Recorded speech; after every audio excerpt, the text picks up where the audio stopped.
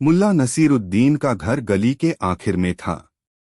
एक छोटा सा सुकून भरा कोना, जहां दोपहर की धूप दीवारों पर चढ़ी बेलों से छनकर आती थी और आंगन में सो रही बिल्ली के ऊपर सुनहरी तितलियां बनाती थी। मुल्ला के लिए दुनिया का सबसे कीमती खजाना यही सुकून था। उन्हें खामोशी में बैठना, अपनी दाढ़ी के उलझे हुए बालों में उंगलियां फिराना और ब्रह्मांड के बड़े बड़े रहस्यों के बारे में सोचना पसंद था, जैसे कि आसमान नीला क्यों है, या उनकी बीवी फातिमा के बनाए शोरबे में हर बार एक नया स्वाद कहाँ से आ जाता है।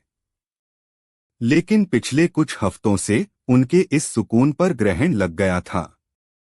ग्रहण का नाम था अहमद। अहमद उनका नया पड़ोसी था। वह एक सेवानिवृत्त व्यापारी था जिसके पास दौलत तो बहुत थी, लेकिन उससे भी ज्यादा थे शब्द। अहमद को बात करने की बीमारी थी, एक ऐसी बीमारी जिसका कोई इलाज नहीं था। उसके लिए खामोशी का मतलब था एक खाली कैनवास, जिसे वह अपनी बातों के भद्दे रंगों से भरने के लिए बेचैन हो जाता था। शुरुआत बहुत सामान्य तरीके से हुई। एक सुबह मुल्ला अपने गधे को पानी पिला रहे थे, तभी दीवार के ऊपर से एक सिर उभरा। सलाम मुल्ला साहब, मैं आपका नया पड़ोसी अहमद। माशाअल्लाह, क्या शानदार गधा है। इसके कान देखिए, बिल्कुल मेरे ससुर की नाक की तरह लंबे हैं। वैसे मेरे ससुर साहब की नाक की भी एक कहानी है। हुआ यूं कि एक बार वो, और फिर अहमद ने बोलना शुरू किया तो तब तक नहीं रुका जब तक मुल्ला का गधा पानी पीकर डकार नहीं मार चुका था। यह तो बस शुरुआत थी। अब अहमद हर जगह था। अगर मुल्ला बाजार जाते तो अहमद उन्हें रास्ते में मिल जाता और सब्जियों के भाव से लेकर बादशाह की नीतियों तक पर अपना विशेषज्ञ विश्लेषण देना शुरू कर देता।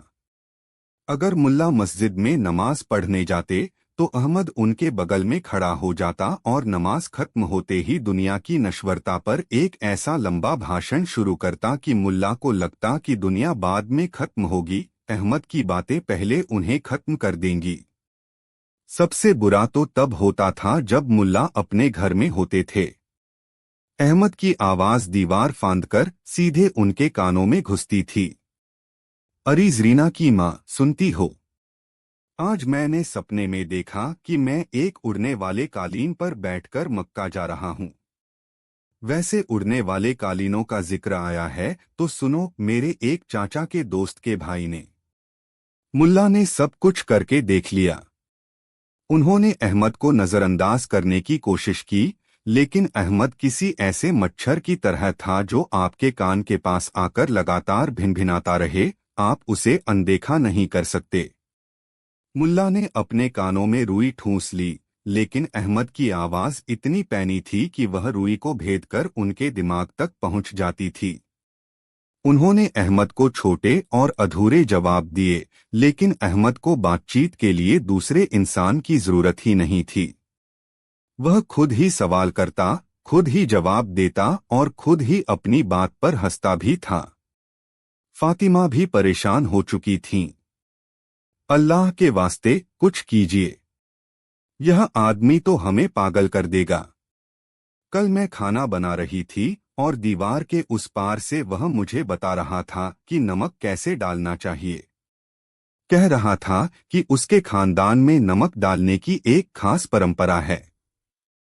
मुल्ला ने एक गहरी सांस ली। उनकी आंखों में एक अजीब सी चमक थी। उन्होंने कहा, फातिमा, हर बीमारी का इलाज होता है, और कुछ बीमारियों का इलाज जहर से ही किया जाता है। कांटे को कांटे से ही निकालना पड़ता है। फातिमा कुछ समझी नहीं, लेकिन मुल्ला के चेहरे पर आई रहस्यमयी मुस्कान देखकर वह चुप हो गईं। वह जानती थीं कि अब मुल्ला के दिमाग में कुछ पक रहा है। अगली सुबह मुल्ला ने एक बिल्कुल नया पैंतरा अपनाया। वह जानबूझकर अपने आंगन में टहलने लगे, इस इंतजार में कि अहमद का सिर दीवार पर उभरे। ज्यादा देर नहीं लगी। सलाम मुल्ला साहब, आज मौसम कितना सुहाना है। बिल्कुल उस दिन की तरह जब मैंने अपनी जिंदगी की पहली। अहमद अपनी बात पूरी कर पाता इससे पहले ही मुल्ला लगभग दौड़ते हुए दीवार के पास पहुंचे। उनके चेहरे पर गहरी रुचि और उत्सुकता के भाव थे। अहमद भाई, रुकिए। आप अपनी जिंदगी की पहली। पहली क्या? खुदा के लिए बताइए। मैं कल रात से यही सोचकर सो नहीं पाया कि आपकी जिंदगी का पहला अनुभव कैसा रहा होगा। अहमद हक्का बक्का रह गया। आज तक किसी ने उसकी बातों में इतनी दिलचस्पी नहीं दिखाई थी। वह थोड़ा सकपकाया, फिर उसका सीना गर्व से फूल गया। अरे आप भी मुल्ला साहब। खैर, जब आप इतना जोर दे रहे हैं तो सुनिए। और अहमद ने बोलना शुरू कर दिया। मुल्ला किसी मंत्रमुग्ध शिष्य की तरह उसकी हर बात को सुन रहे थे। वह बीच बीच में सिर हिलाते, वाह क्या बात है, अद्भुत, मैंने तो ऐसा कभी सोचा ही नहीं, जैसे वाक्य बोलते। यह सिलसिला अब रोज का हो गया।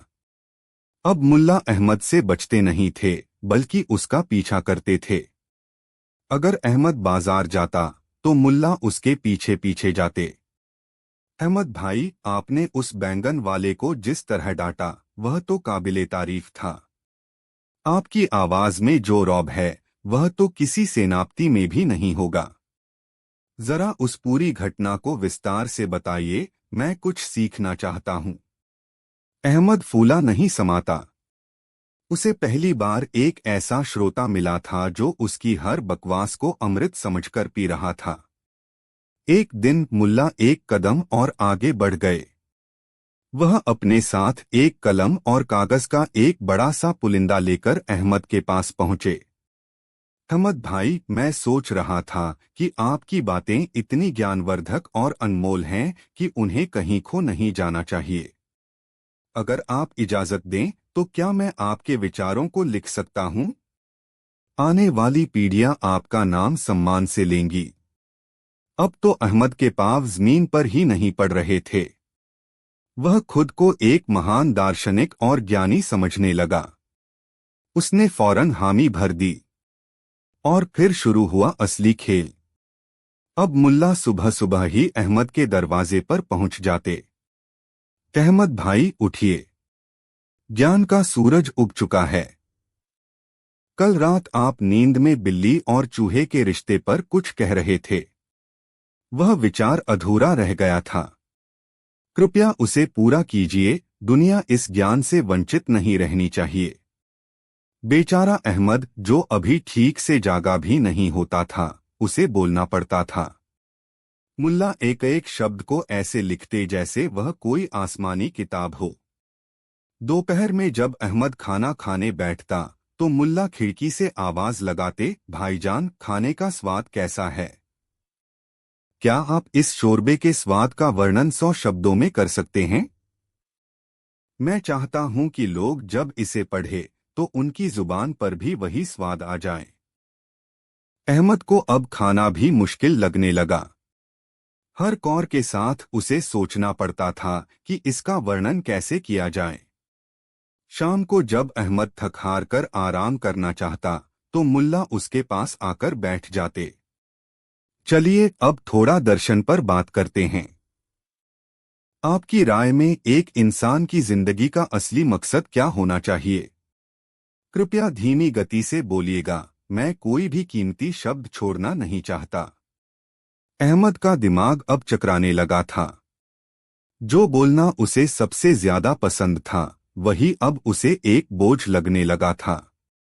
उसका गला सूख जाता, दिमाग खाली हो जाता। उसे समझ नहीं आता था कि वह रोज रोज इतनी नई बातें कहाँ से लाए। वह अपनी कहानियां, अपने अनुभव, अपने विचार, सब कुछ मुल्ला को सुना चुका था। अब वह खुद को दोहराने लगा था।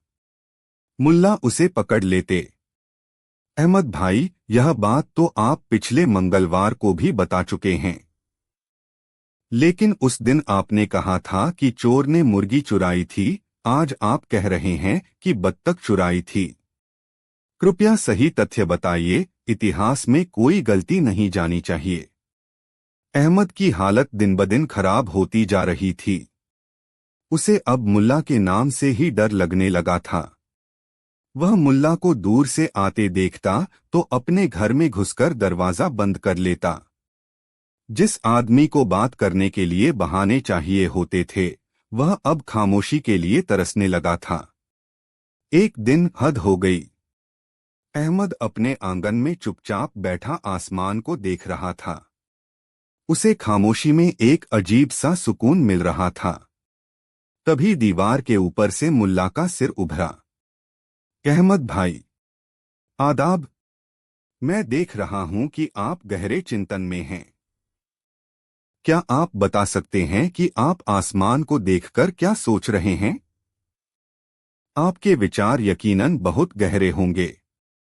यह सुनना था कि अहमद लगभग चीख पड़ा। खुदा के लिए मुल्ला, मुझे बख्श दो। मैं कुछ नहीं सोच रहा। मेरा दिमाग बिल्कुल खाली है। मैं बस चुप रहना चाहता हूं।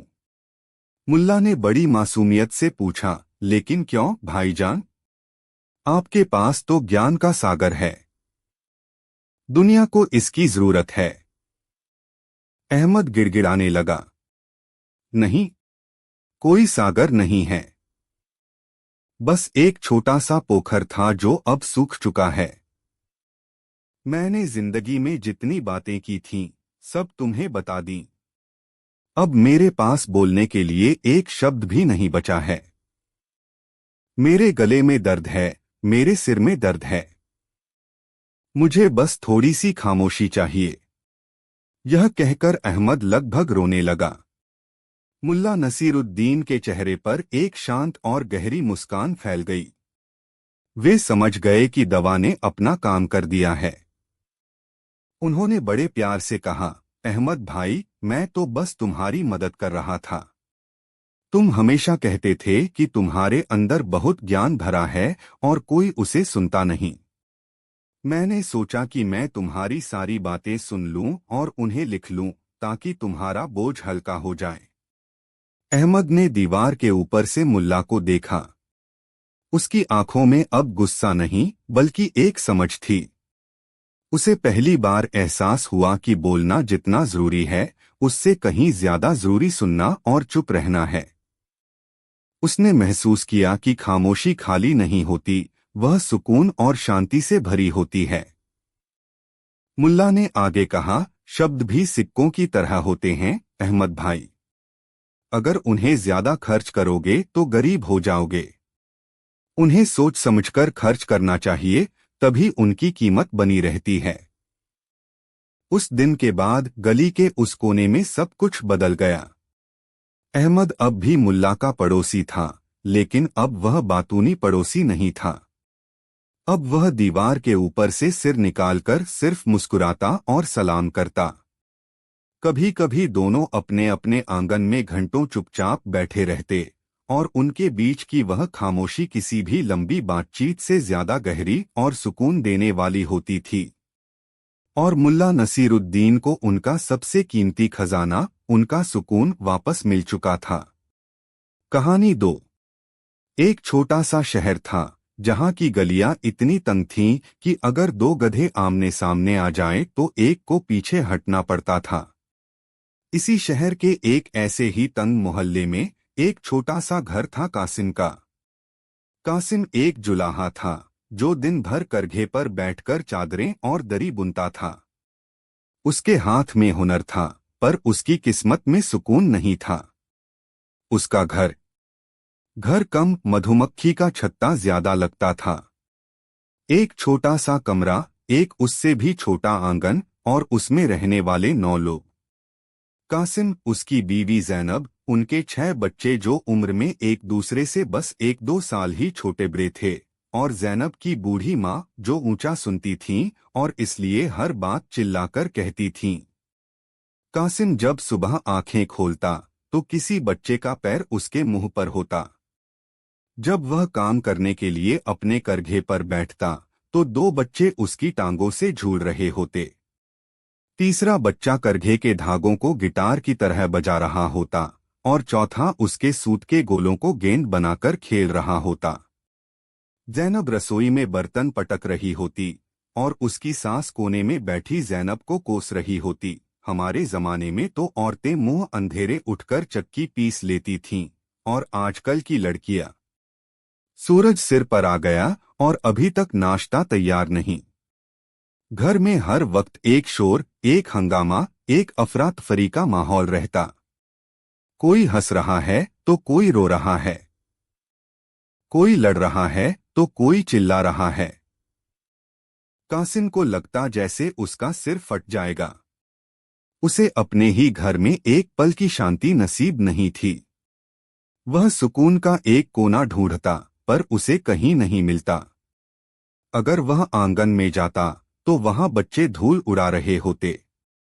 अगर वह छत पर जाता तो वहां पड़ोस की औरतें अपनी कहानियां लेकर बैठी होतीं। एक दिन हद हो गई।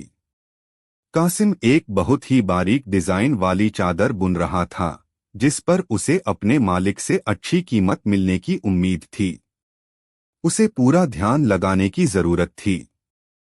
तभी उसके सबसे छोटे बेटे ने खेलते खेलते स्याही की दवात उस चादर पर उलट दी। पूरी चादर पर एक बड़ा सा काला धब्बा लग गया। कासिम की महीनों की मेहनत एक पल में बर्बाद हो गई। उस दिन कासिम का सब्र का बांध टूट गया। वह उठा, उसने अपनी चप्पलें पहनी और बिना किसी से कुछ कहे घर से बाहर निकल गया। वह गुस्से में, हताशा में बस चलता जा रहा था। उसे समझ नहीं आ रहा था कि वह क्या करे। क्या वह अपना घर छोड़ दे या अपने परिवार को छोड़ दे? वह क्या करे कि उसे अपने ही घर में दो पल की शांति मिल सके? चलते चलते उसके कदम शहर के बाहर मुल्ला नसीरुद्दीन की कुटिया के सामने जाकर रुक गए। मुल्ला नसीरुद्दीन उस वक्त अपनी छत पर बैठे एक पतंग की डोर को सुलझाने की कोशिश कर रहे थे, जिसमें कम से कम 100 गांठें पड़ी हुई थीं। वह हर गांठ को बड़े ध्यान से देखते, मुस्कुराते और फिर उसे खोलने की कोशिश करते। उनका चेहरा बिल्कुल शांत था, जैसे वह कोई मुश्किल काम नहीं बल्कि कोई मजेदार खेल खेल रहे हों। कासिम ने नीचे से आवाज दी, मुल्ला साहब, मदद चाहिए। मुल्ला ने नीचे झांका। अरे कासिम, आओ आओ, किस चीज में मदद चाहिए? पतंग की डोर सुलझाने में? इसमें तो बड़ा मजा आता है। हर गांठ एक पहेली की तरह है। कासिम का चेहरा उतरा हुआ था। नहीं मुल्ला साहब, मैं अपनी जिंदगी की डोर में पड़ी गांठ की बात कर रहा हूं। वह इतनी उलझ गई है कि अब सुलझने का नाम ही नहीं ले रही। मुल्ला अपनी पतंग छोड़कर नीचे आ गए। उन्होंने कासिम के कंधे पर हाथ रखा और उसे अपने पास बिठाया। बताओ क्या बात है? तुम इतने परेशान क्यों हो? कासिम की आंखें भर आईं। उसने अपनी पूरी कहानी, अपने घर का पूरा हाल एक एक करके मुल्ला को सुना दिया। बच्चों का शोर, बीवी और सास की लड़ाई, जगह की कमी, हर वक्त का क्लेश।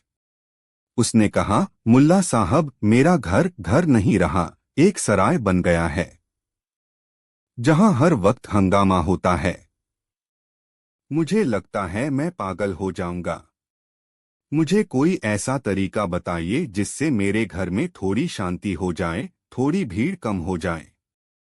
मुल्ला नसीरुद्दीन ने अपनी लंबी दाढ़ी पर हाथ फेरा और गहरी सोच में डूब गए। उनकी आंखें बंद थीं। कासिम बड़ी उम्मीद से उनकी ओर देख रहा था। उसे लगा मुल्ला जरूर कोई गहरी, कोई बुद्धिमानी वाली सलाह देंगे। कुछ देर बाद मुल्ला ने आंखें खोलीं। उनकी आंखों में एक अजीब सी चमक थी। उन्होंने पूछा, कासिम, क्या तुम्हारे घर में मुर्गियां हैं? कासिम हैरान हुआ। जी मुल्ला साहब, आंगन में एक कोने पर दड़बे में 4 मुर्गियां रखी हैं। मुल्ला ने बड़े गंभीर होकर कहा, तो सुनो, मेरा पहला मशवरा यह है कि आज तुम अपनी 4 मुर्गियों को दड़बे से निकालकर घर के अंदर उसी कमरे में ले आना जहां तुम सब सोते हो। कासिम को अपने कानों पर यकीन नहीं हुआ। क्या? मुर्गियों को घर के अंदर? मुल्ला साहब, आप मजाक तो नहीं कर रहे? घर में पहले ही पैर रखने की जगह नहीं है। और मुल्ला ने उसकी बात काट दी। मैंने जो कहा है वही करो। यह इलाज की पहली खुराक है। 1 हफ्ते बाद आकर मुझसे मिलना।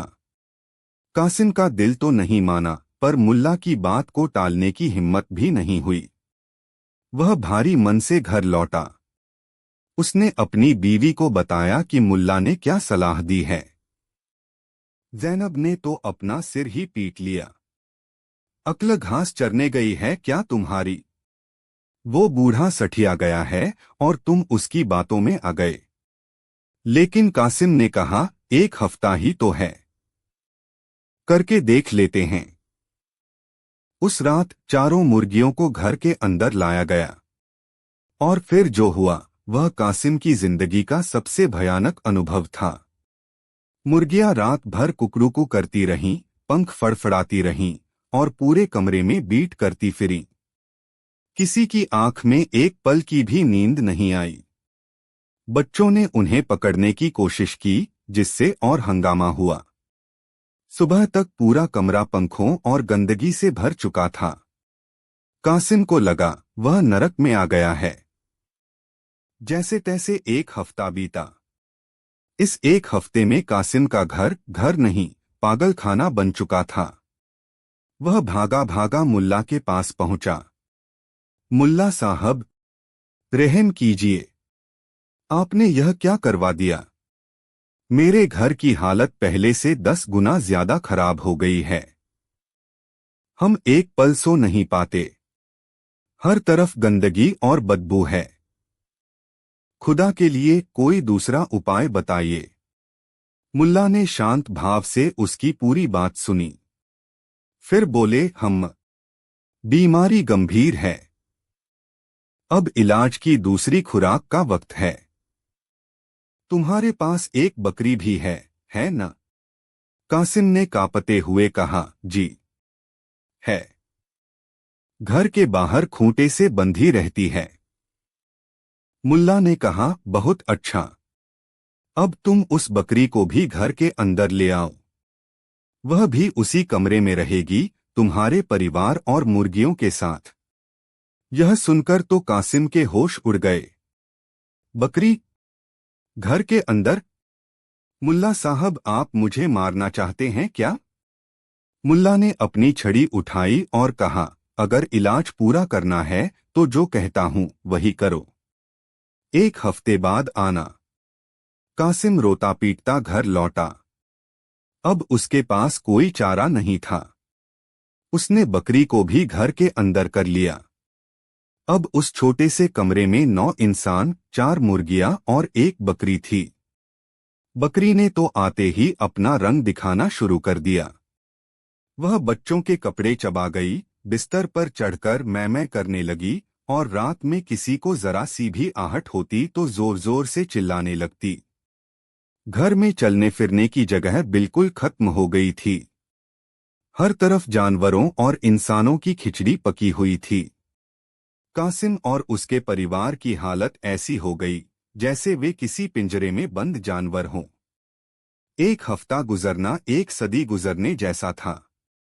कासिम की आंखों के नीचे काले गड्ढे पड़ गए थे, उसके बाल बिखरे हुए थे और कपड़े फटे हुए थे। वह एक मरे हुए इंसान की तरह घिसटता हुआ मुल्ला के पास पहुंचा और उनके पैरों में गिर पड़ा। मुल्ला साहब, बस अब और नहीं। मैं हार गया। या तो आप मुझे कोई सही रास्ता बताइए या मैं आज इसी नदी में कूदकर अपनी जान दे दूंगा। अब मुझसे यह और बर्दाश्त नहीं होता। मुल्ला नसीरुद्दीन ने उसे उठाया। उनके चेहरे पर अब एक हल्की सी मुस्कान थी। उन्होंने कहा, अच्छा, लगता है दवा असर करने लगी है। अब इलाज का आखिरी चरण बाकी है। क्या तुम्हारे पास तुम्हारा गधा है? कासिम ने डरते डरते हाँ में सिर हिलाया। मुल्ला ने कहा, ठीक है, अब तुम अपने गधे को भी घर के अंदर ले आओ। यह सुनना था कि कासिम जमीन पर बैठकर बच्चों की तरह फूट फूट कर रोने लगा। गधा? अब गधा भी? मुल्ला साहब, आप मेरे दुश्मन हैं क्या? आप मेरी हंसती खेलती, भले ही शोरगुल वाली जिंदगी को तबाह करने पर क्यों तुले हैं? मुल्ला ने उसके कंधे पर हाथ रखा। बेटा, मुझ पर भरोसा रखो, यह आखिरी खुराक है। बस 3 दिन। 3 दिन बाद तुम खुद मेरे पास आओगे और तुम्हारा चेहरा खिल रहा होगा। कासिम के पास अब सोचने समझने की ताकत भी नहीं बची थी। वह एक जिंदा लाश की तरह घर गया और अपने गधे को भी अंदर ले आया। अब उस कमरे का जो हाल था, उसका वर्णन शब्दों में नहीं किया जा सकता। गधा बीच कमरे में खड़ा था। वह जब पूंछ हिलाता तो किसी न किसी को लगती। जब वह दुलकती चलाता तो बर्तन गिरते, और जब वह रात को अपनी कर्कश आवाज में रेंकता तो ऐसा लगता जैसे कयामत आ गई हो। बकरी अलग चिल्ला रही थी, मुर्गियां अलग शोर मचा रही थीं, बच्चे अलग रो रहे थे और सांस अलग सबको कोस रही थी। कासिम एक कोने में सिर पकड़कर बैठ गया। उसे लगा यह दुनिया का अंत है। 3 दिन कैसे बीते, यह सिर्फ कासिम और उसका परिवार ही जानता है। चौथे दिन सुबह कासिम मुल्ला के पास नहीं गया। वह बस थककर अपने घर के बाहर चबूतरे पर बैठ गया। उसे कुछ सूझ नहीं रहा था। तभी मुल्ला नसीरुद्दीन खुद अपनी छड़ी टेकते हुए वहां आए। उन्होंने कासिम को देखा और मुस्कुराए। क्या हाल है कासिम? घर में सब खैरियत तो है? कासिम ने सूनी आंखों से उन्हें देखा और कुछ नहीं बोला। मुल्ला ने कहा, चलो अब इलाज पूरा हुआ। अब जैसा मैं कहता हूं वैसा करो। सबसे पहले अपने गधे को घर से बाहर निकालो और उसे उसकी पुरानी जगह पर बांध दो। कासिम ने बिना कुछ सोचे मुल्ला की बात मानी। जैसे ही गधा घर से बाहर निकला, कमरे में एक अजीब सी शांति छा गई। गधे के रेंकने की भयानक आवाज गायब हो गई थी। कमरे में थोड़ी सी जगह भी बन गई थी। मुल्ला ने कहा, अब अपनी बकरी को बाहर निकालो।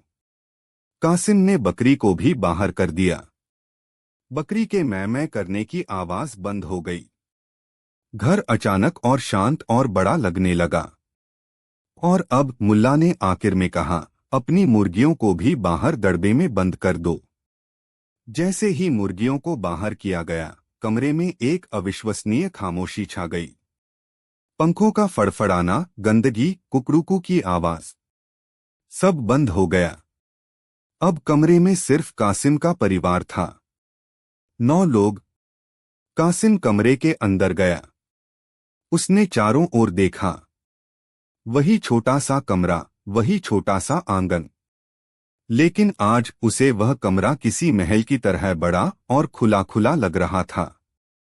बच्चों के खेलने की हल्की आवाज, ज़ैनब के काम करने की धीमी खटपट और उसकी सांस की धीमी बड़बड़ाहट। आज यह सब शोर नहीं बल्कि संगीत लग रहा था। एक प्यारा घर जैसा संगीत। उसने एक गहरी सांस ली। बरसों बाद उसे अपने ही घर में इतनी शांति और इतना सुकून महसूस हुआ था। उसकी आंखों में आंसू आ गए। वह बाहर भागा और उसने मुल्ला नसीरुद्दीन के हाथ चूम लिए। मुल्ला साहब, आप आप जादूगर हैं। आपने यह कैसे किया? मेरा घर तो वही है, लोग भी उतने ही हैं, पर मुझे लग रहा है जैसे मैं जन्नत में आ गया हूं। इतनी शांति, इतनी जगह। यह चमत्कार कैसे हुआ? मुल्ला नसीरुद्दीन मुस्कुराए। उन्होंने अपनी पतंग की सुलझी हुई डोर को दिखाते हुए कहा, कासिम, मैंने कोई चमत्कार नहीं किया। मैंने बस तुम्हें यह एहसास दिलाया कि तुम्हारे पास जो है उसकी कीमत क्या है। कभी कभी हम अपनी परेशानियों को इतना बड़ा बना लेते हैं कि हम अपनी नेमतों को देखना ही भूल जाते हैं। मैंने तुम्हारे घर में भीड़ कम नहीं की, मैंने बस तुम्हारी सोच का नजरिया बदल दिया।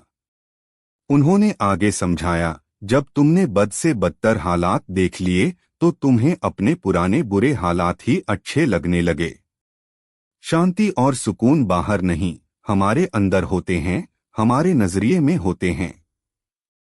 तुम्हारा घर आज भी उतना ही बड़ा या छोटा है, लेकिन तुम्हारा दिल अब बड़ा हो गया है, जो उसी जगह में सुकून ढूंढना सीख गया है। कासिम को अब सारी बात समझ आ गई थी। उस दिन के बाद उसने कभी अपने घर या अपने परिवार की शिकायत नहीं की। उसे अब बच्चों का शोर भी अच्छा लगता और बीवी सास की नोकझोंक में भी प्यार नजर आता। उसका घर अब उसके लिए जन्नत बन चुका था, क्योंकि मुल्ला ने उसे घर को नहीं बल्कि उसे देखने वाली आंखों को बदलना सिखा दिया था। कहानी 3। सर्दियों की वो रात थी जब हवा चाकुओं की तरह जिस्म में चुभ रही थी। आसमान ऐसा स्याह था मानो किसी ने काजल की हांडी पलट दी हो और उस पर ठंडी उसकी बूंदें जम गई हों।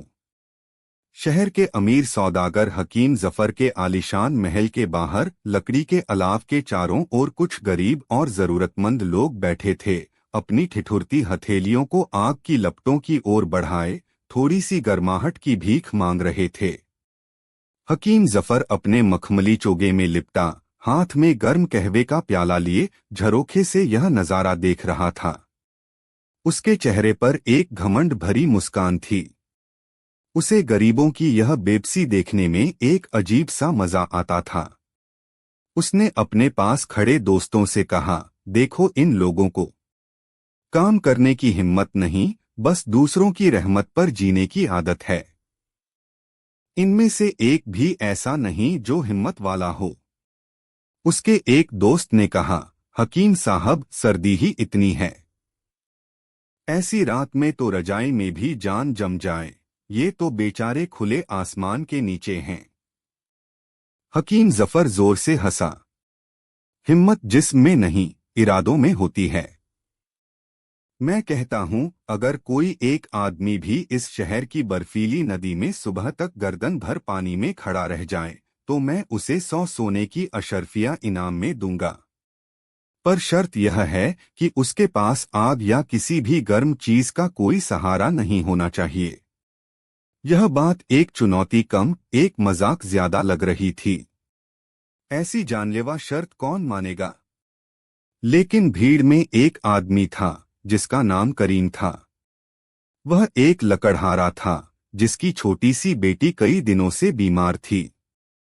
हकीम ने उसके इलाज के लिए इतने पैसे मांगे थे कि करीम अपनी पूरी जिंदगी की कमाई भी लगा देता तो कम पड़ते। 100 अशर्फियों का नाम सुनकर उसकी आंखों में एक पल के लिए चमक आई। यह उसकी बेटी की जिंदगी का सवाल था। वह कांपते हुए आगे बढ़ा और बोला, हकीम साहब, मुझे आपकी शर्त मंजूर है। सब लोग हैरान रह गए। हकीम जफर ने उसे ऊपर से नीचे तक देखा और व्यंग्य से मुस्कुराया। वो सोच लो करीम, सुबह तक तुम्हारी लाश भी नहीं मिलेगी। करीम ने अपनी बेटी के मासूम चेहरे को याद किया और कहा, अल्लाह पर भरोसा है, मैं तैयार हूं। उस रात पूरा शहर यह तमाशा देखने के लिए नदी किनारे जमा हो गया। मुल्ला नसीरुद्दीन भी अपनी मोटी शॉल लपेटे हुए भीड़ में चुपचाप खड़े थे। उनकी आंखों में गुस्सा और चिंता दोनों थी। वह हकीम जफर के घमंड और करीम की मजबूरी दोनों को देख रहे थे।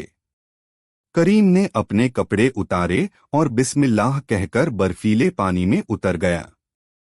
जैसे ही पानी ने उसके जिस्म को छुआ, एक चीख उसके मुंह से निकलते निकलते रह गई। ऐसा लगा जैसे हजारों सुइयां एक साथ उसके बदन में चुभ गई हों। वह कांपता हुआ अपनी गर्दन तक पानी में डूब गया। रात बीतने लगी। हवा और तेज हो गई। नदी का पानी जमने की कगार पर था। करीम के दांत बज रहे थे, उसका शरीर नीला पड़ने लगा था। कई बार उसे लगा कि अब वह नहीं बचेगा, कि उसका जिस्म उसका साथ छोड़ रहा है। लेकिन फिर उसे दूर हकीम जफर के महल की खिड़की में जलता हुआ एक छोटा सा दिया नजर आया। बस उसने उस दिए की लौ को ही अपना सहारा बना लिया। वह लगातार उस रोशनी को देखता रहा। वह सोचने लगा कि यह दिया नहीं, उसकी बेटी की उम्मीद है। यह रोशनी नहीं, उसकी जिंदगी है। हर बार जब ठंड उसे बेहोश करने लगती, वह उस दिए को देखता और अपनी हिम्मत को फिर से जगा लेता। उसने पूरी रात बस उस एक छोटी सी लौ को देखकर गुजार दी। सुबह हुई। सूरज की पहली किरण जब नदी पर पड़ी तो लोगों ने एक अविश्वसनीय नजारा देखा। करीम जिंदा था। वह बुरी तरह कांप रहा था, लेकिन वह खड़ा था। लोगों ने दौड़कर उसे पानी से बाहर निकाला और आग के पास लिटाया। उसकी हिम्मत की दाद देने लगे। मुल्ला नसीरुद्दीन के चेहरे पर एक हल्की सी मुस्कान आई। उन्होंने अल्लाह का शुक्र अदा किया। थोड़ी देर बाद जब करीम की हालत कुछ सुधरी तो वह हकीम जफर के महल पहुंचा। उसके साथ शहर के कई लोग भी थे। करीम ने हाथ जोड़कर कहा, हकीम साहब, मैंने आपकी शर्त पूरी कर दी। अब मेरा इनाम। हकीम जफर अपनी मसंद पर बैठा था। उसने मक्कारी से मुस्कुराते हुए कहा, कैसा इनाम? तुमने शर्त तोड़ दी। करीम और वहां मौजूद सभी लोग हैरान रह गए। शर्त? शर्त कैसे तोड़ी मैंने? मैं पूरी रात उस बर्फीले पानी में था। हकीम जफर खड़ा हुआ और अपनी उंगली से अपनी खिड़की की ओर इशारा किया। तुम पूरी रात मेरे महल की खिड़की में जल रहे दिए को देख रहे थे।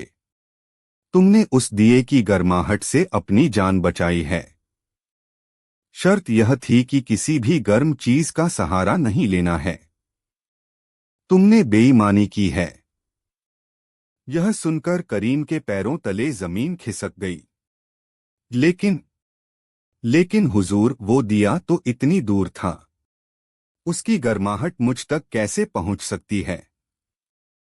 पहुंची या नहीं पहुंची, यह मैं नहीं जानता। पर तुमने सहारा तो लिया। जाओ यहां से, कोई इनाम नहीं मिलेगा। हकीम जफर ने फैसला सुना दिया। करीम रोने लगा, गिड़गिड़ाने लगा, लेकिन हकीम जफर ने अपने पहरेदारों को बुलाकर उसे बाहर फिकवा दिया। भीड़ में गुस्सा था, लेकिन एक अमीर और ताकतवर आदमी के खिलाफ बोलने की हिम्मत किसी में नहीं थी, सिवाय एक आदमी के, मुल्ला नसीरुद्दीन। मुल्ला आगे बढ़े और बड़े ही शांत भाव से बोले, हकीम साहब, आपकी बात में दम तो है। तर्क तो आपका बड़ा मजबूत है। आपने मेरी आंखें खोल दी। हकीम जफर ने गर्व से छाती चौड़ी की। मैं हमेशा तर्क की बात करता हूँ मुल्ला। मुल्ला ने सिर झुकाकर कहा, आपकी इसी बुद्धिमानी का मैं कायल हूँ। इसी खुशी में मैं कल आपको और आपके सभी दोस्तों को अपने घर पर दोपहर के खाने की दावत देता हूँ।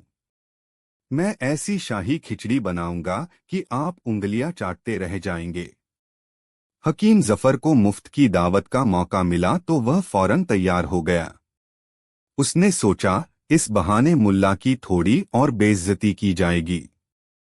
अगले दिन हकीम जफर अपने 10-12 अमीर दोस्तों के साथ मुल्ला के घर पहुंचा। मुल्ला ने उनका बड़े आदर सत्कार से स्वागत किया। आंगन में दरी बिछाई गई, तकिए लगाए गए। आइए, तशरीफ रखिए। खिचड़ी बस तैयार होने ही वाली है, मुल्ला ने कहा और घर के अंदर चले गए। 1 घंटा बीत गया। मेहमानों के पेट में चूहे दौड़ने लगे। हकीम जफर ने आवाज लगाई, अरे मुल्ला, कहाँ रह गए? कितनी देर है? मुल्ला ने अंदर से जवाब दिया, बस हुजूर, पक रही है। थोड़ी देर और। 1 और घंटा बीत गया। अब तो भूख से सबकी हालत खराब होने लगी। एक दोस्त बोला, क्या खिचड़ी पका रहा है या पत्थर गला रहा है? हकीम जफर गुस्से में उठा और सीधा मुल्ला के घर के पिछवाड़े में चला गया, जहां से कुछ आवाजें आ रही थीं। उसके दोस्त भी पीछे पीछे गए, लेकिन वहां का नजारा देखकर सब दंग रह गए। पिछवाड़े में एक ऊंचा पेड़ था। पेड़ की सबसे ऊंची शाख पर जमीन से कोई 10-12 फुट ऊपर एक बड़ी सी हांडी लटक रही थी, और नीचे जमीन पर हांडी के ठीक नीचे एक छोटी सी मोमबत्ती जल रही थी, जिसकी नन्ही सी लौ हवा में कांप रही थी। मुल्ला नसीरुद्दीन उस मोमबत्ती के पास बैठे थे और हांडी की तरफ देखकर कह रहे थे, बस बेटा, पकने ही वाली है। थोड़ी देर और। हकीम जफर ने अपना माथा पीट लिया। अरे खुदा के बंदे, यह क्या पागलपन है? क्या तुम दिमागी तौर पर ठीक हो? 10 फुट ऊपर लटकी हुई हांडी इस नन्ही सी मोमबत्ती की आंच से कैसे पक सकती है? हमें बेवकूफ समझते हो? इस खिचड़ी को पकने में तो 100 साल लग जाएंगे। यह सुनना था कि मुल्ला नसीरुद्दीन अपनी जगह से खड़े हो गए। उनके चेहरे पर वही शांत और गहरी मुस्कान थी। उन्होंने बड़े अदब से कहा, हकीम साहब, आप इतने बेचैन क्यों हो रहे हैं? थोड़ा सब्र रखिए, खिचड़ी जरूर पकेगी। उन्होंने अपनी उंगली से हकीम के महल की ओर इशारा करते हुए कहा, अगर 100 गज दूर एक बर्फीले दरिया में खड़ा करीम आपके महल के एक छोटे से दिए से गर्माहट ले सकता है, तो मेरी यह खिचड़ी, जो इस आग से सिर्फ 10 फुट की दूरी पर है, भला क्यों नहीं पक सकती? एक पल के लिए वहां गहरा सन्नाटा छा गया, और फिर जैसे ही मुल्ला की बात का मतलब हकीम के दोस्तों की समझ में आया, वे जोर जोर से हंसने लगे। उनकी हंसी बढ़ती गई और हकीम जफर का चेहरा शर्म से लाल, पीला, नीला होने लगा। उसकी अपनी ही दलील, उसका अपना ही तर्क, मुल्ला ने उसी पर दे मारा था। आज पूरे शहर के सबसे अमीर लोगों के सामने उसकी इज्जत मिट्टी में मिल गई थी। उसे समझ आ गया कि अगर उसने अब भी पैसे नहीं दिए तो उसकी बची खुची इज्जत भी नहीं रहेगी। उसने गुस्से में अपनी कमर से अशर्फियों की थैली निकाली और जमीन पर फेंकते हुए कहा, ले जाओ यह थैली, और जाकर उस करीम को दे देना, और कहना, आइंदा मुझसे जुबान न लड़ाए। मुल्ला नसीरुद्दीन ने थैली उठाई और मुस्कुराते हुए कहा, मैं आपका यह पैगाम और यह इनाम दोनों उस तक पहुंचा दूंगा, हकीम साहब, और आपकी इस दावत के लिए शुक्रिया। देखिए, आपकी मदद से मेरी बिना आग की खिचड़ी भी पक ही गई। यह कहकर मुल्ला करीम के घर की ओर चल दिए और पीछे हकीम जफर अपने दोस्तों के ठहाकों के बीच शर्मिंदगी में डूबा खड़ा रह गया। उसे आज समझ आया था कि दौलत और ताकत से शायद लोगों को झुकाया जा सकता है, पर अक्ल और सच्चाई के सामने बड़े से बड़ा घमंड भी एक दिन टूट ही जाता है। कहानी 4। बहुत समय पहले की बात है। खुरासान नामक राज्य का राजा अपनी बुद्धिमत्ता पर बहुत गर्व करता था। उसे लगता था कि उसकी समझ से बड़ा कोई नहीं। उसके हर मंत्री, हर दरबारी उसकी हर बात पर वाह महाराज, क्या बुद्धिमानी है, कहकर उसकी हाँ में हाँ मिलाते थे। धीरे धीरे ये वाह महाराज सुन सुनकर राजा खुद को सबसे बुद्धिमान इंसान समझने लगा। एक दिन उसने दरबार में घोषणा की, आज मैं पूरे राज्य में सबसे बुद्धिमान व्यक्ति को खोजूंगा और उसे सोने से भरा थैला दूंगा। दरबार में सन्नाटा छा गया। हर कोई सोचने लगा, क्या कोई राजा से ज्यादा बुद्धिमान हो सकता है? लेकिन तभी दरबार के एक कोने से हंसी की हल्की आवाज आई। सबकी निगाह उधर गई। वो था मुल्ला नसीरुद्दीन। मुल्ला अपने ही अंदाज में हंस रहे थे। राजा ने गुस्से से पूछा, मुल्ला, किस बात पर हंस रहे हो? मुल्ला बोले, महाराज, मैं सोच रहा था, अगर आप सबसे बुद्धिमान हैं तो फिर बाकी सबको मूर्ख घोषित कर देना चाहिए। क्यों न एक और इनाम रखिए। राज्य का सबसे बड़ा मूर्ख कौन है? राजा को बात बुरी लगी, लेकिन फिर भी मुस्कुराकर बोला, ठीक है मुल्ला, तुम्हारा सुझाव मान लिया। कल दरबार में यह भी तय होगा कि राज्य का सबसे बड़ा मूर्ख कौन है। और हाँ, उस मूर्ख को मैं अपने हाथों से इनाम दूंगा। दरबारियों ने ताली बजाई। राजा को लगा उसने बहुत मजेदार फैसला लिया है। लेकिन मुल्ला की मुस्कान देखकर सबको लगा, ये आदमी कुछ जरूर करने वाला है। अगले दिन दरबार सजा हुआ था। राजा अपने सिंहासन पर बैठा था। सामने दर्जनों लोग खड़े थे, किसान, व्यापारी, सैनिक, मंत्री और आम जनता। राजा ने कहा, आज जो सबसे बड़ा मूर्ख साबित होगा, उसे मैं खुद इनाम दूंगा। मुल्ला नसीरुद्दीन भी आए। हाथ में एक पुराना टूटा फूटा डंडा था। राजा ने पूछा, मुल्ला ये डंडा क्यों लाए हो? मुल्ला बोले, महाराज ये मूर्खता का डंडा है। मैं इसे राज्य के सबसे बड़े मूर्ख को दूंगा। सारा दरबार हंस पड़ा। राजा बोला, तो ठीक है मुल्ला, बताओ किसे दोगे ये डंडा? मुल्ला ने कहा, महाराज पहले कुछ सवाल पूछने दीजिए ताकि असली मूर्ख का पता चले। राजा ने अनुमति दी। मुल्ला ने दरबारियों की ओर देखा और कहा, कौन कौन सोचता है कि राजा सबसे बुद्धिमान है? सभी ने हाथ उठा दिए। मुल्ला ने मुस्कुराकर कहा, वाह, इतने सारे बुद्धिमान लोग एक साथ मूर्खता का प्रमाण दे रहे हैं। राजा ने भौहें चढ़ाई, मतलब? मुल्ला बोले, महाराज कोई भी इंसान कितना भी बड़ा क्यों न हो, वो हर बात में सही नहीं हो सकता। जो बिना सोचे राजा की हर बात को सच मान ले, वो मूर्ख है। राजा थोड़े असहज हुए, लेकिन बोले, अच्छा फिर असली मूर्ख कौन है? मुल्ला मुस्कुराए, थोड़ा धैर्य रखिए महाराज, असली मूर्ख का नाम आखिर में बताऊंगा। मुल्ला ने आगे कहा, महाराज कल आपने कहा था कि सबसे बुद्धिमान को सोने का थैला देंगे। अब बताइए क्या आपने वो इनाम तैयार कर लिया? राजा गर्व से बोला, हाँ बिल्कुल, ये देखो सोने से भरा थैला। मुल्ला ने पूछा, तो ये किसे देंगे? राजा बोले, जो खुद को सबसे बुद्धिमान साबित करेगा। मुल्ला ने कहा, मतलब आप किसी के शब्दों पर भरोसा करेंगे या किसी की परीक्षा लेंगे? राजा बोले, नहीं, मैं खुद तय करूंगा कि कौन सबसे बुद्धिमान है। मुल्ला ने गहरी सांस ली और बोला, तो महाराज, अगर आप खुद को सबसे बुद्धिमान मानते हैं, तो आप ये इनाम खुद को ही क्यों नहीं दे देते? दरबार में हंसी छूट पड़ी। राजा चुप हो गया। राजा ने खुद को संभालते हुए कहा, मुल्ला अब ज्यादा हद मत पार करो।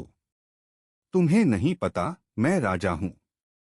मुल्ला ने झुककर कहा, महाराज मैं जानता हूं कि आप राजा हैं, लेकिन जब कोई इंसान खुद को सबसे बुद्धिमान मानने लगे और दूसरों की राय सुनना बंद कर दे, तो वही सबसे बड़ा मूर्ख होता है।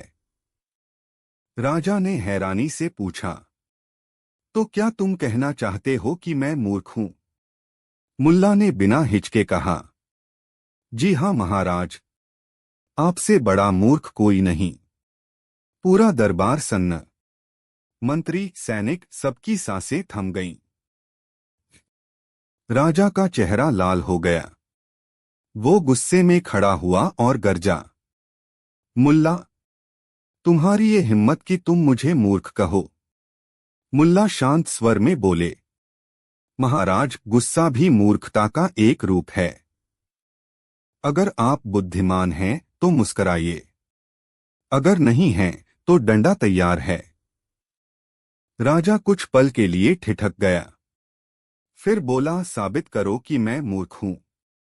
मुल्ला ने कहा, ठीक है महाराज, मैं 3 सवाल पूछूंगा। अगर आप उनमें से एक का भी सही जवाब नहीं दे पाए तो ये डंडा आपको मिलेगा। राजा ने कहा, स्वीकार है। पहला सवाल, अगर कोई राजा अपने राज्य के लोगों को बिना जाने मूर्ख कहे तो वो कैसा राजा है? राजा ने थोड़ा सोचकर कहा, ऐसा राजा अज्ञानी है। मुल्ला ने कहा, दूसरा सवाल, अगर वही राजा खुद को सबसे बुद्धिमान कहे तो वो कैसा राजा है? राजा ने थोड़ा झेंपते हुए कहा, अहंकारी। मुल्ला ने कहा, और तीसरा सवाल, अगर वही राजा अहंकार में ये भूल जाए कि सच्ची बुद्धिमानी दूसरों की बात सुनने में है तो वो कैसा राजा है? राजा ने धीरे धीरे कहा, मूर्ख। दरबार में हंसी की लहर दौड़ गई। मुल्ला ने मुस्कराकर डंडा राजा की ओर बढ़ाया और कहा, तो महाराज, ये रहा मूर्खता का डंडा। अब आप ही बताइए, इसे कौन ले? राजा खुद अपनी बात में फंस चुका था। वो मुस्कराया, फिर जोर से हंस पड़ा। राजा ने कहा, मुल्ला, तुम वाकई कमाल हो। तुमने मेरी आंखें खोल दी। मैंने समझ लिया कि असली बुद्धिमानी दूसरों को मूर्ख साबित करने में नहीं, बल्कि अपनी सीमाओं को पहचानने में है। मुल्ला ने झुककर कहा, महाराज, यही तो मेरा काम है, लोगों को हंसाते हंसाते सच्चाई दिखा देना। राजा ने सोने का थैला उठाया और बोला, ये इनाम अब मैं तुम्हें देता हूं मुल्ला, क्योंकि आज पूरे राज्य का सबसे बुद्धिमान व्यक्ति तुम ही हो। मुल्ला ने हंसते हुए कहा, नहीं महाराज, अगर मैं ले लूंगा तो कल आप फिर से मूर्ख हो जाएंगे, इसलिए इसे राज्य के अनाथालय में भेज दीजिए, जहां असली समझ और करुणा की जरूरत है। राजा की आंखों में आंसू आ गए। सारा दरबार ताली बजाने लगा। रात को जब मुल्ला अपने घर लौटे तो उनका शिष्य पूछने लगा, उस्ताद, आपने राजा को मूर्ख कहा, आपको डर नहीं लगा? मुल्ला बोले, डर तो उसी को लगता है जो झूठ बोलता है। सच बोलने वाला डरता नहीं, बस सही वक्त का इंतजार करता है। फिर बोले, याद रखना बेटा, जो खुद को सबसे बड़ा समझने लगता है वो वहीं से छोटा होना शुरू हो जाता है। तो दोस्तों, मुल्ला नसीरुद्दीन की इस कहानी से हमें यही सीख मिलती है, असली समझदारी अपनी गलतियों को पहचानने में है, और जो इंसान दूसरों की बात सुनने की हिम्मत रखता है वही असली ज्ञानी है। अब बताइए, अगर मुल्ला आज जिंदा होते तो क्या वे हमारे समाज में भी वही डंडा बांटते? अगर आपको ये कहानी पसंद आई हो तो लाइक करें, शेयर करें और कमेंट में बताएं, मुल्ला की कौन सी बात आपको सबसे ज्यादा लगी दिल के करीब। कहानी 5। एक जमाना था जब लेन देन जुबान की कीमत पर चलता था, लिखा भी कम, भरोसा ज्यादा होता था। लेकिन हर जमाने की तरह उस जमाने में भी कुछ लोग थे जिनकी जुबान रबड़ की तरह खींचती थी और जिनका भरोसा पारे की तरह फिसल जाता था।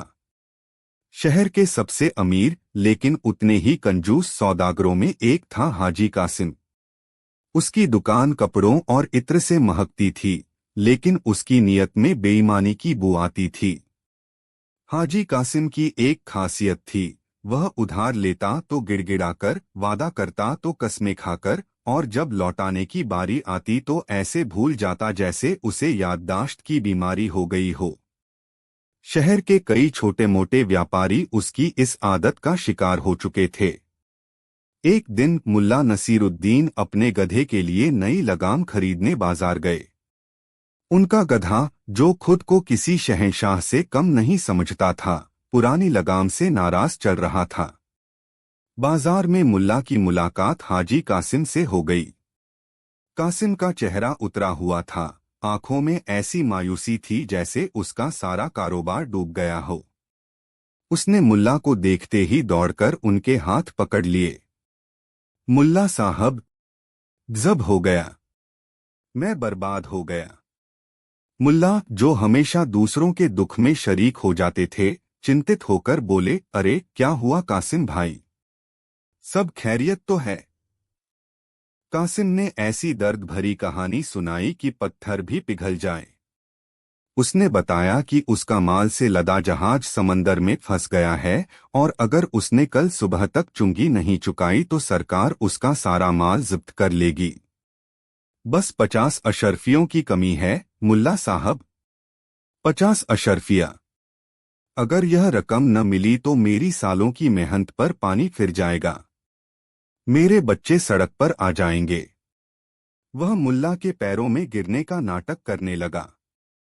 मुल्ला का दिल पसीज गया। उन्होंने कभी इतनी बड़ी रकम एक साथ देखी भी नहीं थी। यह उनकी जिंदगी भर की जमा पूंजी का एक बड़ा हिस्सा था, जो उन्होंने अपनी बेटी की शादी के लिए बचाकर रखा था।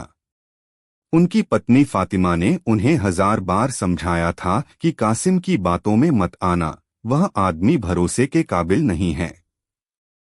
लेकिन उस वक्त मुल्ला को फातिमा की नहीं, कासिम के रोते हुए बच्चों की सूरत नजर आ रही थी। उन्होंने एक गहरी सांस ली और कहा, फिक्र न करो कासिम, मैं तुम्हारी मदद करूंगा। मुल्ला घर गए, अपनी संदूकची से 50 अशर्फियां निकाली और लाकर कासिम के हाथ में रख दी। उस वक्त मुल्ला ने एक नीला चोगा, लंबा कोट पहना हुआ था जो उन्हें बहुत पसंद था। कासिम ने अशर्फिया लेते हुए आसमान की तरफ हाथ उठाकर कहा, मुल्ला साहब, आप मेरे लिए खुदा के भेजे हुए फरिश्ते हैं। आपका यह एहसान मैं मरते दम तक नहीं भूलूंगा। बस 1 महीने की मोहलत दे दीजिए। चांद की पहली तारीख को आपकी 50 अशर्फिया आपके कदमों में होंगी। यह मेरा वादा है। मुल्ला ने मुस्कुराकर कहा, अरे इसमें एहसान कैसा, इंसान ही इंसान के काम आता है। 1 महीना गुजर गया। चांद की पहली तारीख आई और चली गई। कासिम नहीं आया। मुल्ला ने सोचा शायद काम में मसरूफ होगा। हफ्ता और गुजरा। मुल्ला ने फैसला किया कि वह खुद जाकर याद दिलाएंगे। वह कासिम की दुकान पर पहुंचे। कासिम मसंद पर बैठा ग्राहकों से हंस हंसकर बातें कर रहा था। मुल्ला को देखते ही वह उठ खड़ा हुआ और बड़ी गर्मजोशी से गले मिला। आइए आइए मुल्ला साहब, आज इधर का रास्ता कैसे भूल पड़े? कहिए कैसे मिजाज हैं? मुल्ला ने धीमे से कहा, मिजाज तो ठीक हैं कासिम भाई। बस वो आज चांद की 7 तारीख हो गई है। कासिम ने अपनी जुबान दांतों तले दबाई, जैसे उसे कोई बड़ी गलती याद आ गई हो। अरे लाख लानत मुझ पर। देखिए काम में ऐसा उलझा कि याद ही नहीं रहा। आप बिल्कुल फिक्र न करें मुल्ला साहब, बस 2-4 दिन का वक्त और दीजिए। एक सौदा होना बाकी है, जैसे ही पैसे आते हैं मैं खुद घर आकर आपकी अमानत लौटाऊंगा। मुल्ला बेचारे सीधे सादे आदमी उसकी चिकनी चुपड़ी बातों में आ गए और वापस लौट आए। 2-4 दिन की जगह 2-4 हफ्ते गुजर गए। अब मुल्ला जब भी कासिम की दुकान के सामने से गुजरते, कासिम या तो किसी काम से बाहर गया होता या किसी गहरी सोच में ऐसा डूबा होता कि उसे मुल्ला नजर ही नहीं आते, या फिर वह किसी ग्राहक से ऐसी जरूरी बात कर रहा होता कि उसे बीच में टोकना मुमकिन न होता। मुल्ला समझ गए कि हाजी कासिम की नीयत में खोट आ गया है। अब सीधी उंगली से घी नहीं निकलेगा। सीधे सीधे मांगने पर तो वह 1000 बहाने बनाएगा और शायद मुल्ला को ही झूठा साबित कर दे। उन्हें गुस्सा भी आया और अपनी बेवकूफी पर अफसोस भी हुआ। 50 अशर्फिया कोई छोटी रकम नहीं थी। उस रात मुल्ला को नींद नहीं आई। वह सोचते रहे। वह कोई ऐसा तरीका निकालना चाहते थे जिससे सांप भी मर जाए और लाठी भी न टूटे, यानी पैसे भी वापस मिल जाएं और शहर में कोई तमाशा भी न हो। सोचते सोचते उनकी नजर खूंटी पर टंगे अपने उसी नीले चोगे पर पड़ी जिसे पहनकर उन्होंने कासिम को उधार दिया था। चोगे को देखते ही मुल्ला की आंखों में एक शरारत भरी चमक आ गई। उनके दिमाग में एक नायाब तरकीब आ चुकी थी। अगली सुबह मुल्ला वही नीला चोगा पहनकर बाजार की ओर चल दिए। बाजार में खासी भीड़ थी। मुल्ला सीधे उस जगह जाकर खड़े हो गए जहां शहर के ज्यादातर व्यापारी और अमीर लोग बैठते थे। हाजी कासिम भी अपने दोस्तों के साथ वहीं बैठा गपशप कर रहा था। मुल्ला ने किसी से कुछ नहीं कहा। वह बस अपने चोगे के कॉलर को सहलाने लगे और ऊंची आवाज में, जैसे खुद से बातें कर रहे हों, बोले, वाह मेरे नीले चोगे, क्या शान है तेरी, तू तो बड़ा मुबारक है। सब लोग मुल्ला को अजीब नजरों से देखने लगे। कासिम ने भी सुना पर ध्यान नहीं दिया। मुल्ला ने अपनी आवाज थोड़ी और ऊंची की, हाँ हाँ क्यों न हो, आखिरकार तू ही तो उस दिन का गवाह है। तुझे याद है न वह दिन जब मैंने अपनी जिंदगी भर की कमाई में से 50 अशर्फिया निकालकर एक जरूरतमंद दोस्त की मदद की थी। कैसा नूर था उस दिन तेरे ऊपर। यह सुनकर कासिम के कान खड़े हो गए। उसने तिरछी नजरों से मुल्ला की ओर देखा। बाजार में बैठे कुछ और लोगों ने भी यह बात सुनी और वे कानाफूसी करने लगे। मुल्ला यहीं नहीं रुके। वह बाजार में चहलकदमी करने लगे और जो भी मिलता उससे सलाम दुआ करने के बाद अपने चोगे की तारीफ जरूर करते। अरे भाई सलीम, देखो तो मेरा यह चोगा। यह मामूली चोगा नहीं है, यह गवाह है, एक बड़ी नेकी का गवाह। धीरे धीरे पूरे बाजार में यह बात फैलने लगी कि मुल्ला का नीला चोगा कोई आम चोगा नहीं बल्कि किसी राज का गवाह है। अगले दिन जुमे की नमाज थी। मस्जिद में पूरा शहर उमड़ा हुआ था। हाजी कासिम सबसे अगली सफ तार में बैठा था ताकि लोग उसे बड़ा दीनदार और परहेजगार समझें। नमाज के बाद जब सब लोग एक दूसरे से गले मिल रहे थे तो मुल्ला नसीरुद्दीन इमाम साहब के पास गए। उन्होंने अपना नीला चोगा पहना हुआ था। उन्होंने इमाम साहब से बड़ी संजीदगी से पूछा, इमाम साहब एक सवाल था। अगर कोई बेजुबान चीज जैसे कि यह मेरा चोगा किसी लेन देन का गवाह हो तो क्या उसकी गवाही मानी जाएगी? इमाम साहब हैरान हुए। मुल्ला, यह कैसा सवाल है? बेजुबान चीजें कैसे गवाही दे सकती हैं?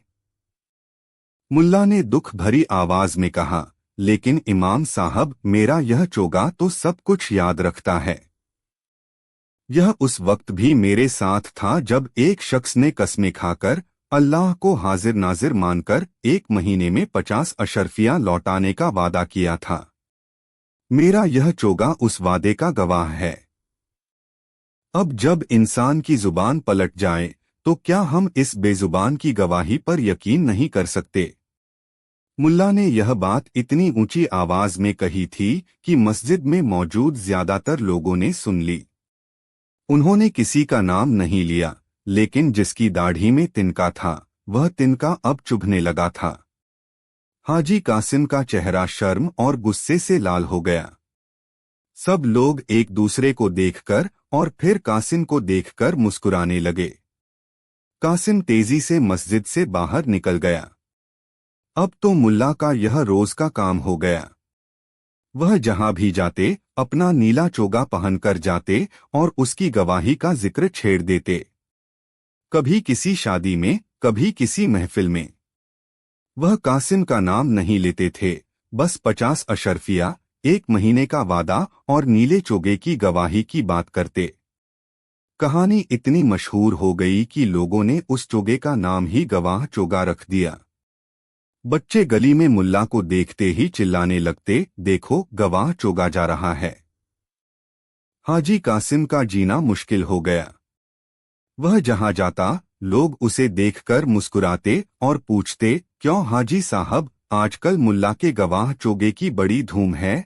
उसकी इज्जत जो उसे अपनी जान से भी ज्यादा प्यारी थी, अब तार तार हो रही थी। उसके ग्राहक भी उस पर शक करने लगे थे। लोग कहते, जो आदमी मुल्ला जैसे सीधे इंसान का पैसा खा सकता है, वह हमें क्या बख्शेगा। आखिरकार एक शाम जब कासिम अपनी दुकान बंद कर रहा था, मुल्ला नसीरुद्दीन बाजार से गुजरे। उन्होंने अपने चोगे को थपथपाते हुए कहा, मेरे वफादार दोस्त, आज तो तू थोड़ा उदास लग रहा है। क्या तुझे भी उस झूठे वादे पर अफसोस हो रहा है? फिक्र न कर, एक दिन सच की जीत जरूर होगी। यह सुनना था कि कासिम के सब्र का प्याला छलक गया। वह दौड़कर दुकान से बाहर आया और मुल्ला का हाथ पकड़कर उन्हें एक अंधेरी गली में ले गया। वह गुस्से से कांप रहा था। बस करो मुल्ला, खुदा के लिए यह ड्रामा बंद करो। तुमने पूरे शहर में मेरा तमाशा बना दिया है। मुल्ला ने बड़ी मासूमियत से कहा, मैंने क्या किया? मैं तो बस अपने चोगे से बातें करता हूं। तुम्हें कोई परेशानी है क्या? परेशानी है, कासिम चीखा। सब लोग मुझ पर हंस रहे हैं। मेरा कारोबार चौपट हो रहा है। तुम सीधे सीधे मेरा नाम क्यों नहीं लेते? मुल्ला ने मुस्कुराकर कहा, नाम लेने की क्या जरूरत है, कासिम भाई। मेरा चोगा तुम्हें अच्छी तरह पहचानता है। कासिम हार गया। वह समझ गया कि इस आदमी से जीतना नामुमकिन है। उसने अपनी कमर में बंधी थैली खोली, कांपते हाथों से 50 अशर्फिया गिनी और उन्हें मुल्ला के हाथ में थमा दिया। यह लो अपनी मनहूस रकम, और खुदा के वास्ते अपने इस बेजुबान गवाह को कहना कि अब अपनी जुबान बंद रखे। मुल्ला नसीरुद्दीन ने अशर्फिया अपनी जेब में रखीं। उन्होंने बड़े प्यार से अपने नीले चोगे पर हाथ फेरा और बोले, सुन लिया मेरे दोस्त, अमानत वापस आ गई है। अब तुम्हारी गवाही पूरी हुई। अब तुम आराम कर सकते हो। उस दिन के बाद मुल्ला ने कभी उस चोगे की गवाही का जिक्र नहीं किया। लेकिन हाजी कासिम को एक ऐसा सबक मिला था जिसे वह जिंदगी भर नहीं भूल सका। और पूरे शहर ने उधार वापस मांगने का वह नायाब तरीका देखा, जिसमें न कोई लड़ाई हुई, न कोई गाली गलौज, बस एक नीले चोगे ने अपनी खामोश गवाही से एक बेईमान सौदागर को घुटने टेकने पर मजबूर कर दिया था। कहानी 6। सुबह का समय था। मुल्ला नसरुद्दीन अपने छोटे से घर के बाहर खड़े थे, सिर पर टोपी, हाथ में पुराना चाय का प्याला और चेहरे पर हमेशा की तरह वो शरारती मुस्कान। पास में उनका गधा बंधा था, वही मशहूर गधा जो पूरे गांव में मुल्ला का दोस्त कहलाता था। मुल्ला ने गधे से कहा, ओ मेरे प्यारे दोस्त, आज कुछ अजीब होने वाला है। हवा में गड़बड़ लग रही है। गधा वैसे ही खड़ा रहा, लेकिन मुल्ला के चेहरे पर अजीब सी गंभीरता थी। अचानक सामने से दौड़ता हुआ एक आदमी आता है। पसीने से लथपथ, सांस फूल रही थी। मुल्ला, मुल्ला, बचा लो मुझे। मुल्ला ने चौंक कर पूछा, अरे भाई क्या हुआ? कौन पीछे पड़ा है? वो आदमी बोला, कोतवाल। उसने मुझ पर झूठा इल्जाम लगाया है कि मैंने किसी का बटुआ चुराया है। अब वो मुझे पकड़ने आ रहा है। मुल्ला हंसे, तो तूने सच में चुराया नहीं? वो आदमी बोला, नहीं मुल्ला, मैं कसम खाता हूं, मैंने किसी का कुछ नहीं लिया। मुल्ला बोला, तो फिर डर कैसा? चल मेरे साथ, मैं तेरा मामला देखता हूँ। इतना कहकर मुल्ला उस आदमी को घर के अंदर ले गए और बोले, थोड़ी देर छिप जा, मैं देखता हूँ कि मामला क्या है।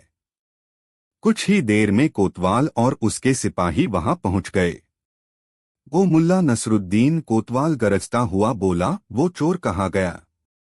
मुल्ला ने चाय का एक घूंट लिया और धीमे से बोले, कौन चोर? वही जो अभी यहां आया था, बटुआ चुराकर भागा है। मुल्ला ने मासूमियत से कहा, कोतवाल साहब, आपने कभी खुद से पूछा है कि चोर कौन होता है? कोतवाल चिढ़ गया, अरे क्या बकवास कर रहे हो मुल्ला? मैं कानून हूं, मैं तय करता हूं कि चोर कौन है।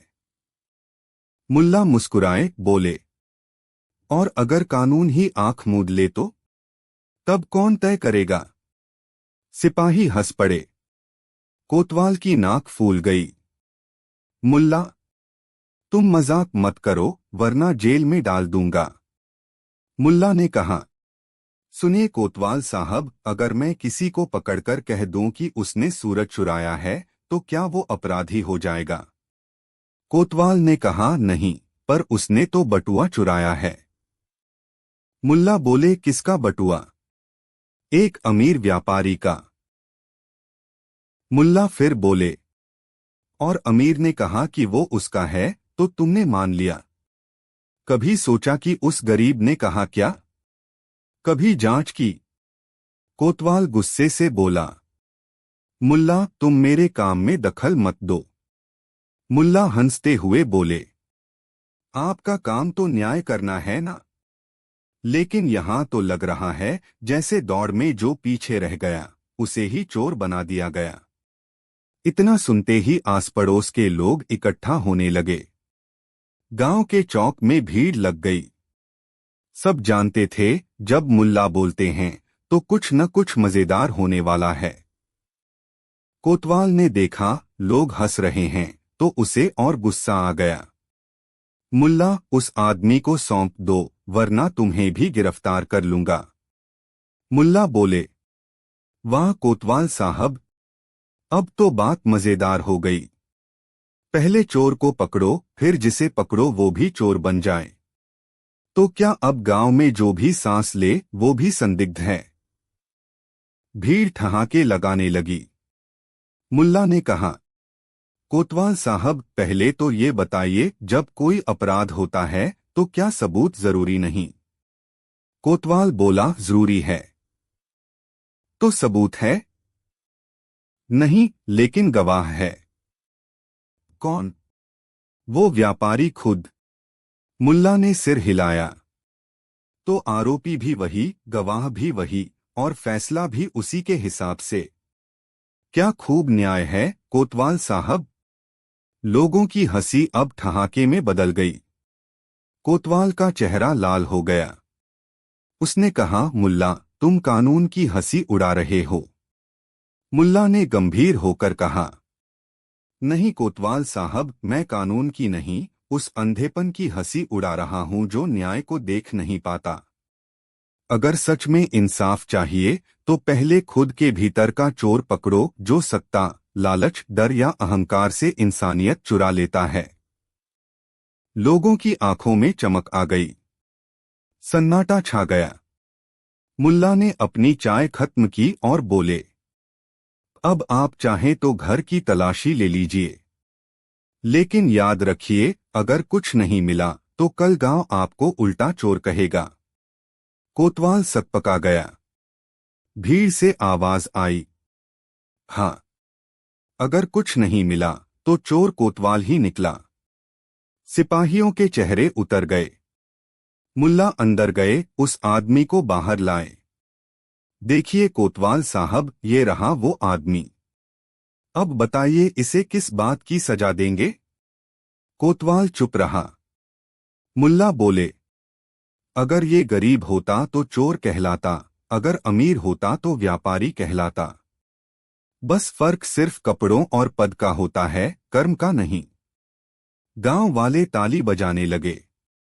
मुल्ला ने उस आदमी को पानी दिया और कहा, चल भाई, अब तू डर मत, आज से तेरा केस बंद। कोतवाल झेंप गया, लेकिन कुछ कह न सका। वो और उसके सिपाही बिना कुछ बोले लौट गए। शाम को जब सूरज डूब रहा था, मुल्ला अपने गधे के पास बैठे थे। गधा धीरे धीरे रेंक रहा था, जैसे कुछ कहना चाहता हो। मुल्ला बोले, हाँ मेरे दोस्त, आज भी सच ने जीत ली। पर तू सोच, अगर मैंने कुछ नहीं कहा होता तो कोतवाल सच को चोर बना देता। गधा फिर रेंका। मुल्ला हंस पड़े। हाँ, तू सही कह रहा है। आजकल सबसे बड़ा चोर वो नहीं जो चीज चुराए, बल्कि वो है जो सच्चाई चुराए। फिर वो बोले, और मजे की बात ये है मेरे प्यारे दोस्त, जब सच्चाई बोलो तो वही लोग नाराज होते हैं जिनके दिल में चोरी होती है। बाकी तो सब हंसते हैं, जैसे आज पूरा गांव हंसा। रात गहराने लगी थी। चांद आसमान में था और मुल्ला का चेहरा हल्की मुस्कान से भरा हुआ। उन्होंने गधे की पीठ थपथपाई और कहा, चल मेरे साथी, कल फिर कोई नया तमाशा होगा। क्योंकि जहां अंधेर नगरी हो, वहां नसरुद्दीन की जरूरत हमेशा रहती है। गधा धीरे धीरे चल पड़ा। गांव की गलियों में उसकी घंटियों की आवाज गूंज रही थी और हर घर के अंदर से हंसी की हल्की सी लहर उठ रही थी। क्योंकि मुल्ला नसरुद्दीन फिर एक बार सबको सिखा गए थे कि हंसी सिर्फ मजाक नहीं, बल्कि सच कहने का सबसे आसान तरीका है। कहानी 7। शहर के बीचों बीच एक आलीशान हवेली थी, जिसकी मीनारें आसमान से बातें करती थीं। यह हवेली हकीम जफर की थी, जो शहर का सबसे अमीर सौदागर था। लेकिन उसकी अमीरी जितनी बड़ी थी, उसका दिल उतना ही छोटा था।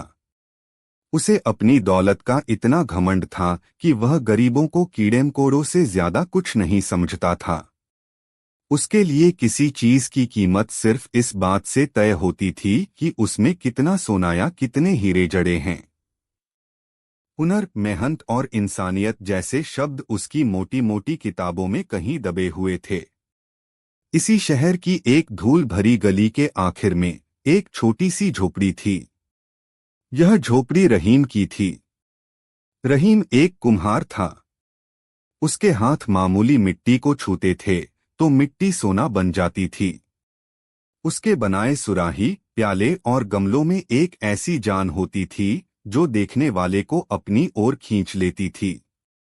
लेकिन दुनिया मिट्टी की नहीं, सोने की कीमत लगाती थी, इसलिए रहीम के हाथ हुनरमंद होकर भी हमेशा खाली रहते थे। एक दिन रहीम पर मुसीबत का पहाड़ टूट पड़ा। उसकी नन्ही सी बेटी फातिमा ऐसी बीमार पड़ी कि शहर के हकीम ने जवाब दे दिया। उसने कहा कि इसका इलाज सिर्फ एक खास जड़ी बूटी से हो सकता है जो पास के पहाड़ों पर मिलती है, और उसे लाने और दवा बनाने का खर्चा 10 अशर्फियों का आएगा। 10 अशर्फिया। रहीम ने अपनी पूरी जिंदगी में एक साथ इतनी बड़ी रकम नहीं देखी थी। वह बेचारा कई दिनों तक मारा मारा फिरता रहा, लेकिन किसी ने उसकी मदद नहीं की। आखिर में उसने अपनी जिंदगी की सबसे बेहतरीन कलाकृति को बेचने का फैसला किया। वह एक सुराही थी जिसे बनाने में उसे पूरे 6 महीने लगे थे। उस पर नीले रंग से इतने बारीक फूल पत्ते बने थे कि लगता था जैसे आसमान का एक टुकड़ा जमीन पर उतर आया हो। उसे यकीन था कि इस नायाब चीज की कोई न कोई तो अच्छी कीमत देगा ही। उम्मीद की एक आखिरी किरण लेकर वह हकीम जफर की हवेली पहुंचा। दरबानों ने उसे उसकी हालत देखकर अंदर जाने से रोक दिया, लेकिन जब उसने सुराही का कोना दिखाया तो उसकी चमक देखकर वे भी हैरान रह गए और उसे अंदर जाने दिया। हकीम जफर अपने दीवान खाने में हीरे जवाहरात से जड़े एक हुक्के से कश लगा रहा था। उसने रहीम को ऊपर से नीचे तक घृणा भरी नजरों से देखा। क्या है? सुबह सुबह मेरी हवेली को नापाक करने क्यों चले आए? रहीम ने कांपते हुए हाथों से मलमल के कपड़े में लिपटी सुराही उसके सामने रखी। हुजूर, यह मेरी मेहनत है। मेरी बेटी बहुत बीमार है, मुझे पैसों की सख्त जरूरत है। आप कला के बड़े पारखी हैं, उम्मीद है आप इसकी सही कीमत। हकीम जफर हंसा, एक ऐसी हंसी जिसमें अपमान भरा हुआ था। उसने सुराही को अपनी उंगली से ऐसे छुआ जैसे किसी गंदी चीज को छू रहा हो। कला? तुम इस मिट्टी के बर्तन को कला कहते हो? इसकी क्या कीमत है? 2 कौड़ी। अरे, मेरे नौकर भी इससे अच्छे बर्तनों में पानी पीते हैं। रहीम की आंखों में आंसू आ गए। हुजूर, ऐसा न कहें। यह मामूली मिट्टी नहीं। चुप रहो, हकीम जफर गर्जा। मेरे पास सोने और चांदी के बर्तन हैं। मैं इस मिट्टी के टुकड़े का क्या करूंगा? उसने जेब से एक तांबे का सिक्का निकाला और रहीम की तरफ फेंका। यह लो और दफा हो जाओ यहां से। और आइंदा अपनी यह गंदी सूरत लेकर मेरी हवेली के आसपास भी मत भटकना। अपमान का यह घूंट रहीम के लिए जहर से भी कड़वा था। उसकी कला, उसकी मेहनत, उसकी उम्मीद, सब कुछ एक पल में टूटकर बिखर गया। वह अपनी सुराही उठाकर भारी कदमों से वापस चल दिया। उसके आंसू रुकने का नाम नहीं ले रहे थे। बाजार से गुजरते हुए उसकी मुलाकात मुल्ला नसीरुद्दीन से हो गई। मुल्ला अपने गधे को समझा रहे थे कि घास खाना सेहत के लिए कितना जरूरी है। उन्होंने रहीम की सूजी हुई आंखें और उतरा हुआ चेहरा देखा तो फौरन उसके पास आए। क्या बात है रहीम? किस समंदर का पानी अपनी आंखों में भरकर घूम रहे हो? रहीम की हिम्मत जवाब दे गई। वह वहीं जमीन पर बैठकर बच्चों की तरह रोने लगा और उसने अपनी पूरी दर्द भरी कहानी मुल्ला को सुना दी। मुल्ला नसीरुद्दीन ने सब कुछ बड़े ध्यान से सुना।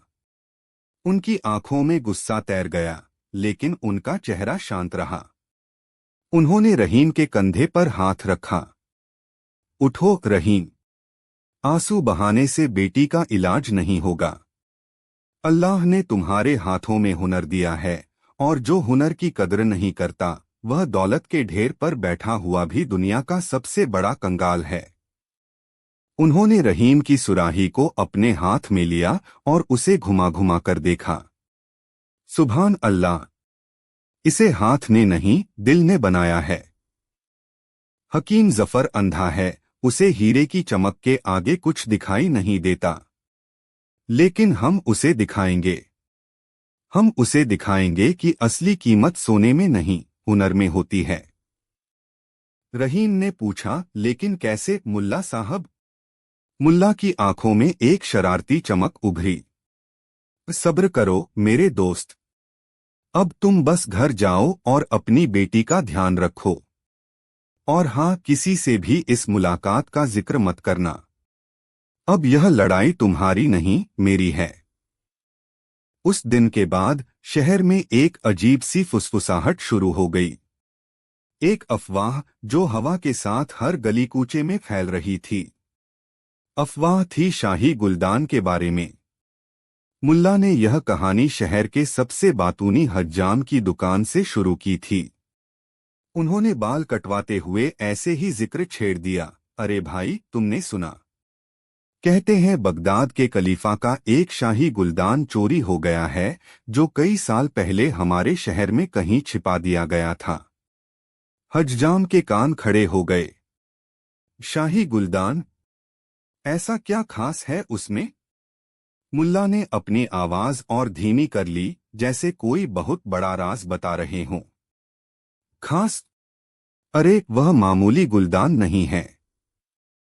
है तो वह मिट्टी का बना, लेकिन जिस कुम्हार ने उसे बनाया था वह कोई आम इंसान नहीं, एक सूफी फकीर था। कहते हैं उस गुलदान में अगर सूखा हुआ पेड़ भी लगा दो तो वह हरा हो जाता है। उसमें रखा पानी पी लो तो हर बीमारी दूर हो जाती है। और जिसके भी घर में वह गुलदान होता है, दौलत उसके कदम चूमती है। खलीफा ने ऐलान किया है कि जो भी उसे ढूंढ कर लाएगा उसे 100 गांव की जागीर इनाम में दी जाएगी। यह कहानी आग की तरह फैली। एक मुंह से दूसरे मुंह तक पहुंचते पहुंचते इसमें और भी मसाले जुड़ गए। किसी ने कहा कि गुलदान रात में चमकता है, तो किसी ने कहा कि वह अपने मालिक से बातें भी करता है। यह अफवाह हकीम जफर के कानों तक भी पहुंची। पहले तो वह हंसा, मिट्टी का गुलदान और जादुई, बेवकूफों की बातें हैं। लेकिन जब उसने देखा कि शहर के दूसरे अमीर व्यापारी भी चोरी छिपे उस गुलदान के बारे में पता करवा रहे हैं, तो उसके अंदर का लालच जाग उठा। 100 गांव की जागीर, यह तो उसकी मौजूदा दौलत से भी कहीं ज्यादा थी। वह सोचने लगा, अगर यह गुलदान सच में यहीं कहीं है तो उस पर पहला हक उसका होना चाहिए। उसने अपने जासूसों को काम पर लगा दिया। पता करो इस शहर में कौन कौन से पुराने कुम्हारों के खानदान हैं। छान मारो हर कोना। कई दिन बीत गए। मुल्ला नसीरुद्दीन खामोशी से यह सारा तमाशा देख रहे थे। जब उन्हें लगा कि हकीम जफर का लालच अपनी चरम सीमा पर पहुंच चुका है, तो उन्होंने अपनी चाल का दूसरा हिस्सा चला। वह एक दिन जानबूझकर हकीम जफर के एक खास नौकर के पास से गुजरे और जोर से बड़बड़ाए, अरे अल्लाह का शुक्र है, बेचारे रहीम का खानदान तो बहुत पुराना है। सुना है उसके परदादा तो खलीफा के दरबार में शाही कुम्हार थे। क्या पता वो अमानत उन्हीं के पास। इतना कहकर मुल्ला ने जैसे अपनी जुबान पकड़ ली और तेजी से आगे बढ़ गए। नौकर ने यह बात फौरन जाकर हकीम जफर को बताई। हकीम जफर के दिमाग में जैसे बिजली कौंध गई। रहीम, वही कुम्हार जिसे उसने जलील करके भगाया था। उसके परदादा शाही कुम्हार थे। इसका मतलब वह गुलदान उसी के पास हो सकता है। अब हकीम जफर की बेचैनी देखने लायक थी। जिस रहीम को वह देखना भी पसंद नहीं करता था, अब वह उससे मिलने के लिए तड़प रहा था। उसने फौरन अपने सबसे आलीशान रथ को तैयार करवाया और रहीम की झोपड़ी की ओर चल दिया। जब शहर के लोगों ने हकीम जफर के शाही रथ को रहीम की गंदी गली में जाते देखा, तो सब हैरान रह गए। रहीम अपनी झोपड़ी के बाहर बैठा मिट्टी गूंथ रहा था। हकीम जफर रथ से उतरा और उसके चेहरे पर ऐसी मीठी मुस्कान थी जैसे शहद में डूबी हो। अरे रहीम भाई, सलाम। मैं तो बस शहर का हालचाल लेने निकला था, सोचा आपसे भी मिलता चलूं। आप तो हमारे शहर के सबसे बड़े कलाकार हैं। रहीम, जिसे मुल्ला ने पहले ही सब कुछ समझा दिया था, बड़ा हैरान बनने का नाटक करते हुए खड़ा हो गया। हकीम साहब, आप यहाँ, मेरी इस गरीब खाने में? हकीम जफर ने उसके कंधे पर हाथ रखा। अरे, कलाकार का घर कभी गरीब खाना नहीं होता। मैं तो उस दिन के लिए बहुत शर्मिंदा हूं। मेरा दिमाग ठीक नहीं था। तुम तो जौहरी हो रहीम, जौहरी। मैं तुम्हारी कला को पहचान नहीं पाया। फिर उसने इधर उधर की बातें की और आखिरकार असली मुद्दे पर आया। मैंने सुना है तुम्हारे परदादा बहुत बड़े कलाकार थे, शाही कुम्हार थे, है न? रहीम ने बड़ी मासूमियत से कहा, जी हुजूर, कहते तो ऐसा ही हैं। उनके हाथ का बना कोई पुराना बर्तन, कोई खास गुलदान घर में पड़ा हो? हकीम ने अपनी सांस रोककर पूछा। रहीम ने ऐसा चेहरा बनाया जैसे कुछ याद करने की कोशिश कर रहा हो। गुलदान? पता नहीं हुजूर, कबाड़ में कुछ टूटे फूटे बर्तन पड़े हैं। आप देखना चाहेंगे? हकीम जफर का दिल बैठ गया। टूटे फूटे, फिर भी उसने उम्मीद नहीं छोड़ी। वह रहीम के साथ उसकी झोपड़ी के पीछे कबाड़ खाने में गया। वहां धूल और मकड़ी के जालों के बीच कुछ पुराने बर्तन पड़े थे। हकीम ने एक एक बर्तन को ऐसे देखा जैसे कोई जासूस सुराग ढूंढ रहा हो, लेकिन उसे कुछ नहीं मिला। वह निराश होकर लौटने ही वाला था कि रहीम बोला, हाँ, एक सुराही जरूर है जो मेरे अब्बा कहते थे कि हमारे खानदान की निशानी है, लेकिन वह जादुई वादुई तो नहीं है। सुराही हकीम की आंखों में चमक आ गई। कहाँ है? दिखाओ। रहीम ने झोपड़ी के अंदर से वही नीले फूलों वाली सुराही निकाली जिसे हकीम जफर ने कुछ हफ्ते पहले 2 कौड़ी का कहा था। उसे देखते ही हकीम जफर की आंखें फैल गईं। यही है, जरूर यही है। इसका रंग, इसकी बनावट, यह कोई आम बर्तन हो ही नहीं सकता। वह लगभग चीख पड़ा। रहीम, यही तो है, यही तो है शाही अमानत। तुम इसे मुझे दे दो। तुम मुंह मांगी कीमत ले लो। रहीम ने जैसा मुल्ला ने सिखाया था, सुराही को अपने सीने से चिपका लिया। नहीं हुजूर, यह मेरे पुरखों की निशानी है, मैं इसे नहीं बेच सकता। रहीम जितना मना करता, हकीम का लालच उतना ही बढ़ता जाता। वह गिड़गिड़ाने लगा, रहीम, मेरी इज्जत का सवाल है। मैं तुम्हें 10 अशर्फिया दूंगा। नहीं। 50? नहीं। ठीक है, 100 अशर्फिया। पूरी 100 सोने की अशर्फिया। हकीम जफर ने अपनी आखिरी बोली लगाई। रहीम ने एक पल सोचने का नाटक किया, फिर बोला, ठीक है हुजूर, आप इतना कह रहे हैं तो मैं आपकी बात नहीं टाल सकता, लेकिन यह बात हम दोनों के बीच ही रहनी चाहिए।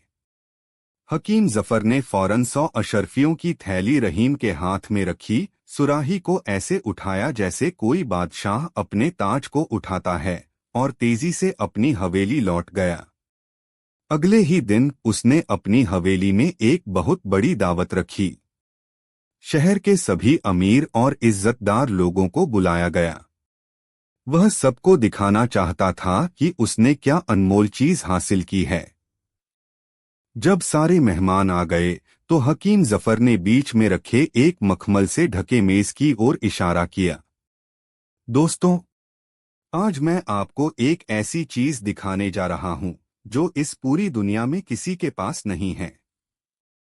यह दौलत से नहीं, किस्मत से मिलती है। उसने मखमल का कपड़ा हटाया। नीचे वही नीले फूलों वाली सुराही रखी थी। मेहमानों ने देखा और तारीफ की, वाह, बड़ी खूबसूरत सुराही है। हकीम जफर हंसा। खूबसूरत? अरे, यह जादुई है। यह वही शाही गुलदान है जिसकी चर्चा पूरा शहर कर रहा है। मैंने इसे हासिल कर लिया है। यह सुनकर सब हैरान रह गए। तभी मेहमानों की भीड़ में से मुल्ला नसीरुद्दीन आगे आए। उन्होंने हकीम जफर को सलाम किया और बोले, माशाअल्लाह हकीम साहब, आप तो बड़े किस्मत वाले निकले। लेकिन एक बात समझ नहीं आई। कुछ हफ्ते पहले जब बेचारा रहीम यही सुराही लेकर आपके पास आया था, तब तो आपने इसे 2 कौड़ी का मिट्टी का बर्तन कहकर उसे जलील किया था और एक तांबे का सिक्का फेंककर भगा दिया था। आज अचानक यह मिट्टी सोना कैसे बन गई? एक पल के लिए पूरे दीवान खाने में मौत जैसा सन्नाटा छा गया। सबकी नजरें हकीम जफर पर थीं, जिसका चेहरा पहले पीला, फिर लाल और फिर शर्म से स्याह पड़ गया।